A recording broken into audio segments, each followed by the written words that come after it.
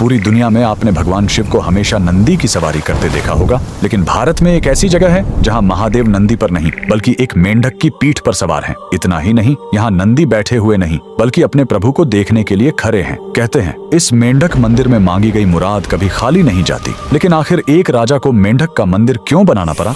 कहानी करीब 200 साल पुरानी है, उत्तर प्रदेश के ऑयल रियासत की। वहाँ के राजा बख्तावर सिंह बहुत प्रतापी थे, लेकिन वो कुदरत के आगे हार चुके थे। उनके राज्य में सूखा पड़ गया था, प्रजा पानी के लिए तड़प रही थी और दूसरी तरफ राजा का अपना आंगन सूना था। उनका कोई पुत्र नहीं था जो आगे चलकर गद्दी संभाल सके। राजा पूरी तरह टूट चुके थे। तभी राज्य में एक महान तांत्रिक का आगमन हुआ। उसने राजा की परेशानी सुनी और एक ऐसा उपाय बताया जिसे सुनकर सब हैरान रह गए। तांत्रिक ने कहा, राजन, ये सामान्य सूखा नहीं है, आपको मंडूक तंत्र का सहारा लेना होगा। मेंढक ही वो जीव है जो बादलों को बुलाता है। आपको एक ऐसा मंदिर बनवाना होगा जो मेंढक की पीठ पर टिका हो।